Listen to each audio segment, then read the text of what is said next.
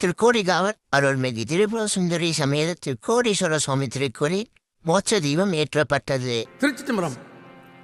நெற்றி மேல் கண்ணினானே நிறுமே பூசினானே நெற்றி மேல் கண்ணினானே நிறுமே பூசினானே கற்றை புன் சடையினானே கடல் விடம் பருகினானே கற்றை புன் சடையினானே கடல் விடம் பருகினானே செற்றவர் பூரங்கள்